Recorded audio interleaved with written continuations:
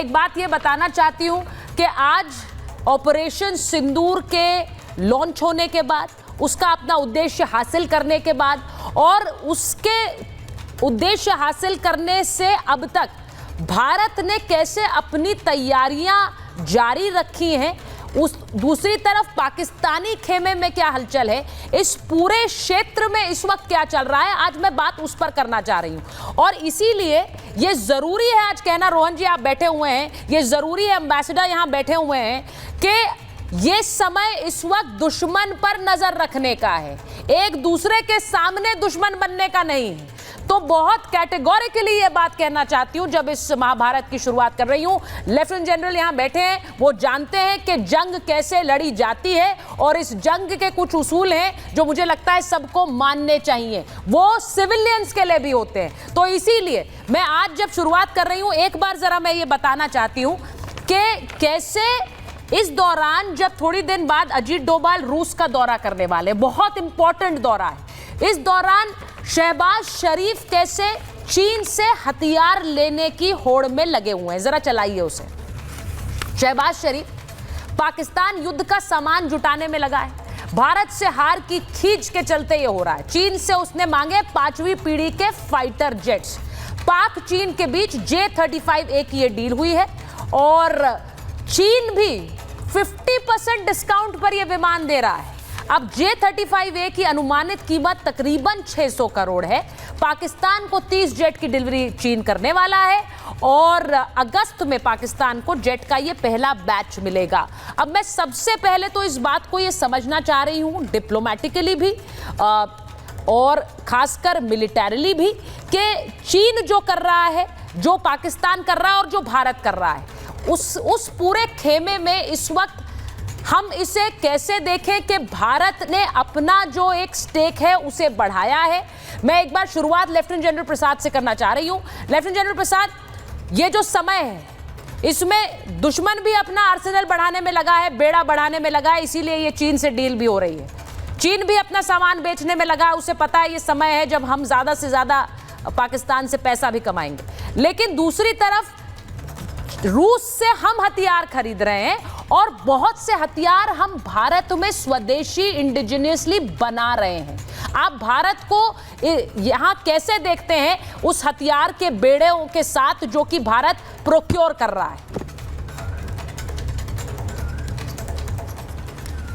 धन्यवाद। सबसे पहली बात तो ये समझ लीजिए कि भारत की स्ट्रेटेजिक थिंकिंग में क्या बदलाव आया है जी। भारत की स्ट्रेटेजिक थिंकिंग में चाइना के बरखिलाफ क्या विचार हुआ है और पाकिस्तान के बरखिलाफ क्या चेंजेस आए हैं। ये जो ऑपरेशन सिंदूर हुआ है, ये बड़े मेरे ख्याल से काफ़ी दिन से इस विषय पर बातचीत हो रही होगी, तभी ये स्ट्रैटेजी एकदम से बनकर आई है और मुकम्मल हुई है। इसका मतलब ये है कि भारत सरकार एक युद्ध नहीं चाहती। हमारे प्रधानमंत्री कई दफ़ा कह चुके हैं, this is not an era of war. Yes. तो इसलिए हम उस किस्म के हथियार लेना चाहते हैं जो डिफेंसिव भी हों और ऑफेंसिव कैपेबिलिटी भी रखते हों, दोनों तरफ से। तो इससे क्या होता है कि जैसे ऑपरेशनल सिंदूर में हमने कुछ डिफेंसिव ऑपरेशंस किए, बेसिकली सारे ऑपरेशन जो हमारे थे वो डिफेंसिव बेस थे, यानी कि पाकिस्तान की तरफ से ना तो कोई जहाज़ आ सके, ना कोई मिसाइल आ सके, ना कोई इस किस्म के हथियार बाय एयर आ सकें। तो उसके लिए हमने डिफेंस शील्ड बनाई जो S-400 थे, आकाश था, उसमें बहुत सारे और मिसाइल थे, एयर डिफेंस के गन्स थी, LU-23 थी, बहुत सारे नाम हैं उसमें। तो बहुत किस्म के हथियार हमने पूरे लगाए। लेकिन एक बात समझ लीजिए, पाकिस्तान के साथ हमें युद्ध करने में सबसे बड़ी ज़रूरत पड़ती है इंटेलिजेंस की। yes. और वो इंटेलिजेंस कैपेबिलिटी भारत के पास एक बहुत अच्छी पुख्ता हो गई है। ये एक और बात समझ लीजिए, सबको समझना चाहिए कि इंटेलिजेंस कैपेबिलिटी ओवरनाइट नहीं बढ़ती हैं कि आज आपने सोचा इंटेलिजेंस बढ़ा दूँ और कल से बढ़ जाएगी, ऐसा नहीं होता है। इसको बढ़ाने के लिए बहुत समय लगता है, इसको बढ़ाने के लिए बहुत किस्म की यंत्र चाहिए हैं, इसकी और कई एक विकल्प होते हैं जिसको करना पड़ता है, वो हम क्या डिस्कस करें उसका। लेकिन कहना ये काफ़ी है कि हमारे operation is highly intelligence based, और इसलिए जो हथियार हैं वो इसके संग एक तरीके से सिंक्रोनाइज होते हैं। और डिफेंसिव कैपेबिलिटी क्या है, ऑफेंसिव कैपेबिलिटी वो इसके संग मिलती है। तो इन सब चीज़ों का जब निचोड़ होता है तब एक हथियार की सूरत निकलती है। उस हथियार को किस तरह से इस्तेमाल करना है, किस तरह से लगाना है। तो ये सब एक थिंकिंग, एक प्रोसीजर है। जब तक ये प्रोसीजर फॉलो नहीं करेंगे तब तक हम ऐसे ही कह दें कि जी S-400 हम लेंगे, S-500 लेंगे, इस तरह से नहीं होता है। ये चीज़ बड़ी सोच विचार के की जाती है कि इसकी ऑपरेशनल रिक्वायरमेंट कैसे होगी, इसको किस तरीके से इस्तेमाल करेंगे, इसको किस। आपने लेफ्टिनेंट जनरल एक बहुत बड़ी बात कही है। आपने कहा कि इंटेलिजेंस एक बहुत बड़ा कंपोनेंट है इस तरह की किसी भी तनाव या जंग का हिस्सा, और हथियारों के साथ साथ वो इंटेलिजेंस भी उतनी ही इंपॉर्टेंट है। मैं एक बार एम्बेसडर के पास जा रही हूँ, एम्बेसडर सज्जनार, ये जो एक दौरा रूस का कर रहे हैं अजीत डोभाल, मैं उस पर आपसे बात करना चाहती हूं, क्योंकि हमने देखा है जब प्रधानमंत्री भी गए थे रूस, उस वक्त मैं वहां रूस में मौजूद थी, और अजीत डोभाल जिस तरह से रशियन डेलीगेशन से मुलाकात भी कर रहे थे, वो एक जो सिंक है वो नजर आता है बिल्कुल क्लियरली, विजिबली। लेकिन ये आपसे जरूर पूछूंगी, S-400 फिर अब S-500 भी रूस ने बनाया है, उस पर भी काम हो रहा है। ये रूस के साथ इस वक्त जो हमारा एंगेजमेंट है, इसको कैसे चीन और पाकिस्तान देख रहा होगा, क्योंकि हम जानते हैं कि एक डील वहां भी चल रही है लगातार हथियारों की। देखिए, बहुत धन्यवाद सुचारिता मुझे आमंत्रित करने के लिए। देखिए, चीन का तो इसमें यकीनन बहुत ही बड़ा रोल है, क्योंकि आजकल हम देखते हैं करीब 81% से ऊपर जो पाकिस्तान के पास वेपनरी है वो चाइनीज ओरिजिन की है। पहले वो अमेरिका से लिया करते थे, अब सिपरी इंस्टीट्यूट के जो नए नंबर्स आए हैं उसके 80% से ऊपर अब वो चाइनीज ओरिजिन की है। तो मतलब जो भी, जैसे अभी लेफ्टिनेंट जनरल प्रसाद बता रहे थे, जो भी वहां पर एवेक्स है, एयर डिफेंस सिस्टम है, मिसाइल्स है, एयरक्राफ्ट है, लॉन्ग रेंज वेपन्स हैं, वो सभी चाइनीज ओरिजिन की हैं। तो मतलब चाइनीज ओरिजिन के जो भी वेपनरी पाकिस्तान के पास है वो इतना ज्यादा कामयाब नहीं हुई, क्योंकि हमने तो हमारी जो शील्ड बनी थी, एयर डिफेंस शील्ड बनी थी, उन्होंने उनके हवाई जहाज भी रोके, उन्होंने उनके मिसाइल्स भी रोके, और सभी वेपनरी भी रोक दिया। हमारे यहाँ पर उन्होंने प्रयास किया सिविलियंस को मारने का, डिफेंस एस्टैब्लिशमेंट इंफ्रास्ट्रक्चर को खत्म करने का।